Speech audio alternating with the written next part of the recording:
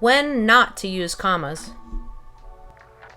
Perhaps the most misguided way to approach your comma usage is to just throw a comma into a sentence when you feel like the reader is likely to pause.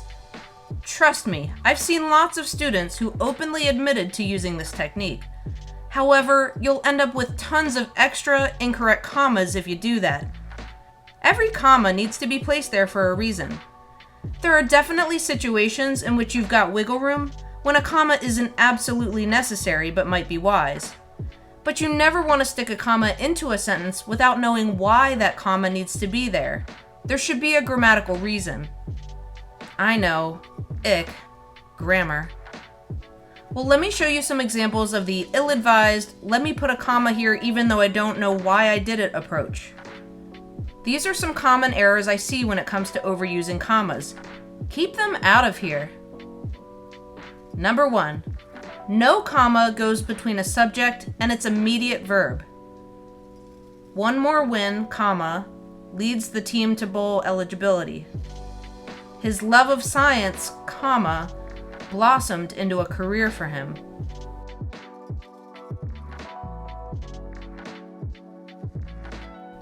Number 2, no comma goes between a verb and its direct object. The announcer said, comma, that there would be a rain delay. She carried, comma, enough snacks for the entire hike. Here's a different type of sentence. You know how sometimes a sentence has one subject and then two verbs in the predicate? You can see that in this example. We grilled lunch and swam in the lake. We is the subject. And what did we do?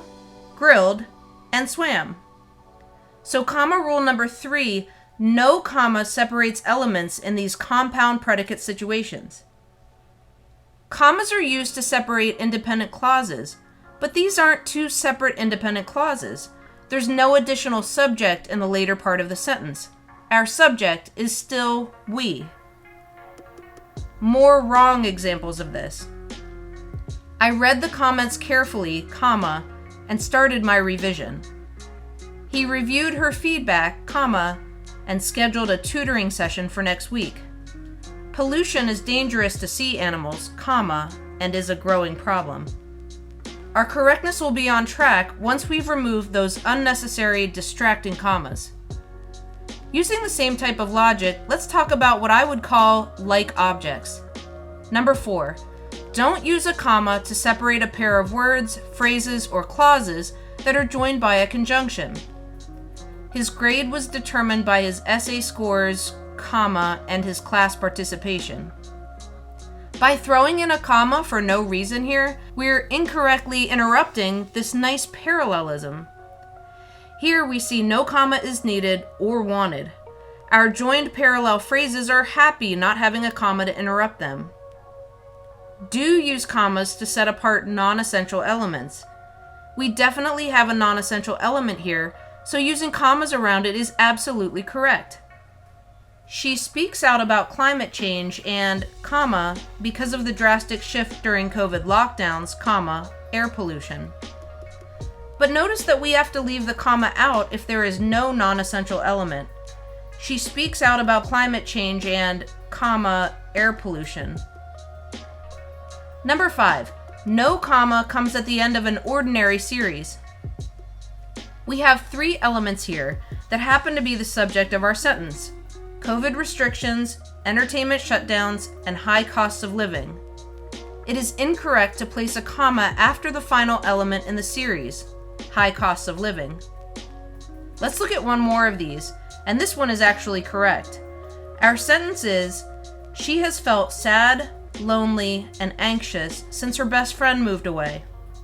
We've got our series of 3 adverbs, and no comma should be placed after anxious. Granted, that would change if somehow our series was part of an introductory element that needed to be set aside. Like this: if I felt sad, lonely, and anxious, I would probably go speak with a counselor. Can you see the difference and why our second example actually requires the comma?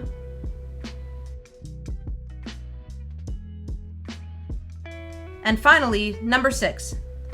Don't use a comma when you are paraphrasing or with a that statement. Here are two examples with incorrect comma placement. Bove says, comma, that it is critically important to teach students to identify reliable research sources. He implies, comma, no one will major in the humanities unless we demonstrate how important they are. Sure, full quotes with signal phrases need to have a comma leading into the quotation. If we are explaining who said something and providing a word-for-word example of that person's quote, introducing the quote with a signal phrase, then we definitely need that comma. But paraphrasing is not quoting. When you put things into your own words and don't use the exact words of your source, even if you write the sentence in a signal phrasey kind of way, you don't put a comma in there. It's just another version of separating the verb from its direct object, which violates rule number 2.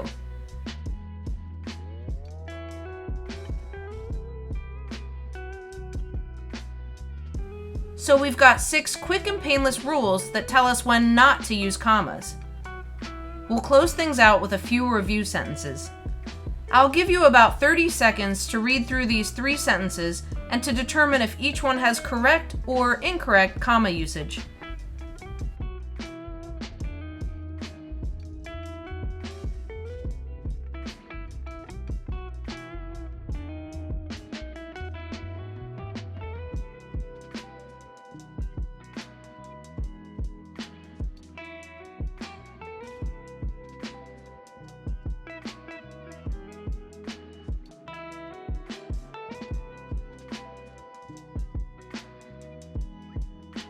This first one is incorrect. Why is this comma here? We've got a compound predicate with just one subject. We can't separate the two.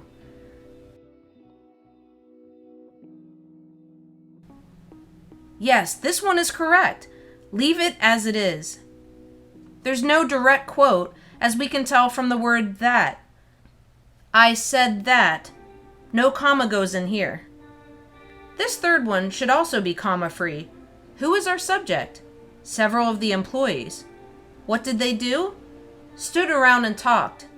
So why would we have a comma separating our subject and predicate? We definitely shouldn't. Even if the subject itself is super long and detailed, like in this example. Several of the younger employees from the burger place across the street from the library. If that is truly the subject and we have a predicate immediately following it, there should be no commas in sight. Please know that I'm not scolding you here, but I've heard this from students so many times. I don't know why I put a comma in there, but it just felt like I needed to. That's why I want you to learn the reasons why you should use commas, and I want you to be able to identify the situations in which you definitely should not. And that rounds out your comma instruction for now. When I get annoyed with tricky grammar rules and annoying punctuation standards, and trust me, I do, I try to remember that these are like codes that are meant to steer and guide our reader through our writing. The reader may barely notice the punctuation cues that we're giving him or her, unless we're talking about our eagle-eyed professors. But we've all been trained to subconsciously pick up on the markings that are present, and to know how these change the meaning of a sentence, or clue us into a clearer way to absorb the information. Your job as the writer is always to serve your reader, making it easy and clear to get through your writing with a full understanding of what you've written. And if you can do that, you'll be a standout student whose writing earns praise on every assignment.